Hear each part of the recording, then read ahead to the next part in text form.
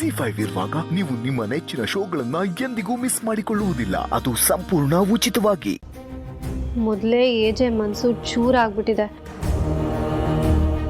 ಯಾವಾಗಲೂ ಒಂಥರ ಇರ್ತಾರೆ, ಯಾರ ಮಾತೂ ನಂಬಲ್ಲ. ಬರೀ ಆ ಪಾಪಿ ಪ್ರಾರ್ಥನನ ಮಾತು ಬಿಟ್ಟು.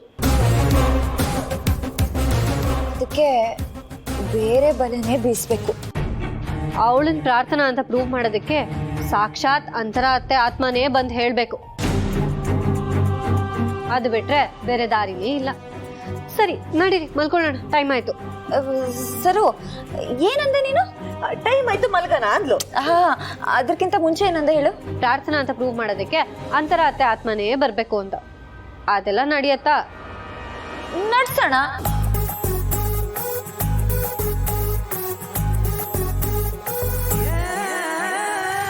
ಅತ್ತೆ ಏನ್ ಹೇಳ್ತಾ ಇದ್ದೀರಾ? ನಿಜವಾದ ಅಂತರಾತ್ಮ ಆತ್ಮ ಸ್ವರ್ಗದಲ್ಲಿ ನೆಮ್ಮದಿಯಾಗಿರತ್ತೆ. ಇಲ್ಲಿಗೆ ಬರಕ್ಕೆ ಹೇಗ್ ಸಾಧ್ಯ? ಅನ್ಕೊಂಡ್ರೆ ಎಲ್ಲಾನು ಸಾಧ್ಯ. ಆತ್ಮನ ನಾನ್ ಕರೆಸ್ತೀನಿ.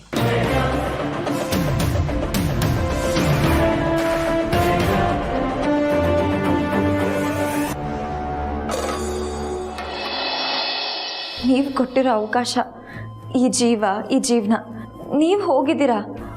ಆದರೆ ನಿಮ್ಮಷ್ಟೇ ಪ್ರೀತಿ ಮಾಡೋರು ನಿಮ್ಮ ಜಾಗನ ತುಂಬಬೇಕು ಅಂತ ದೇವರು ನಿರ್ಧಾರ ಮಾಡಿದ್ದ ಅನಿಸುತ್ತೆ. ಅದಕ್ಕೆ ನಾನು ಬಂದಿದ್ದೀನಿ.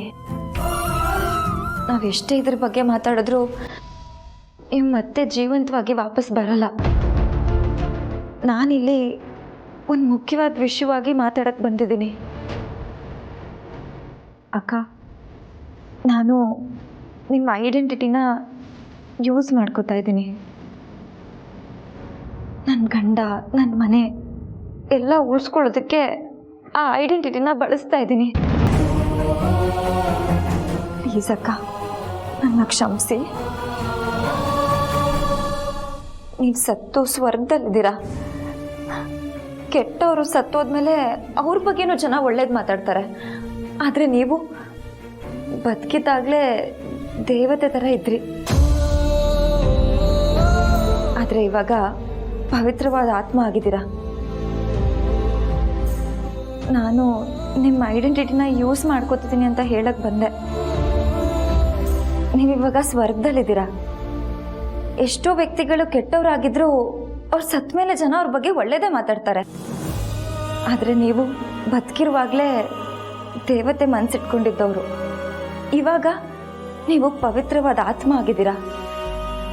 ಆ ಪವಿತ್ರವಾದ ಆತ್ಮನ ಈ ಮನೆಗೆ ಒಳ್ಳೇದಾಗಬೇಕು ಅಂತ ಬಳಸ್ಕೊತಾ ಇದ್ದೀನಿ ಅಕ್ಕ. ಬಟ್ ಆ ಪ್ರಾರ್ಥನಾ ನಿಮ್ಮ ರೂಪನ ಬಳಸ್ಕೊಂಡು ಈ ಮನೆಯಲ್ಲಿ ಒಂದು ಸ್ಥಾನ ಪಡ್ಕೋಬೇಕು ಅಂತ ಟ್ರೈ ಮಾಡ್ತಿದ್ದಾಳೆ. ನನ್ನ ಗಂಡನಿಗೆ ಮೋಸ ಮಾಡ್ತಿದ್ದಾಳೆ. ಮನೆಯವ್ರನ್ನೆಲ್ಲರನ್ನೂ ನುಂಗ್ ಹಾಕ್ತಿದ್ದಾಳೆ. ಅದಕ್ಕೋಸ್ಕರ ಹೇಳ್ತಿದ್ದೀನಿ, ನೀವೇನು ಅಂದ್ಕೊಳ್ಳಲ್ಲ ಅಂತ ನಂಗೆ ಗೊತ್ತು. ನಿಮ್ಮ ಹೆಸರನ್ನ, ನಿಮ್ಮ ಐಡೆಂಟಿಟಿನ ಬೇರೆ ರೀತಿನೇ ಬಳಸ್ಕೊತಾ ಇದ್ದೀನಿ. ಏನು ಅನ್ಕೋಬೇಡಿ. ಜಿ5 ಆಪ್ ಡೌನ್ಲೋಡ್ ಮಾಡಿ ಎಲ್ಲಾ ಸಂಚಿಕೆಗಳನ್ನು ಸಂಪೂರ್ಣ ಉಚಿತವಾಗಿ ನೋಡಿ.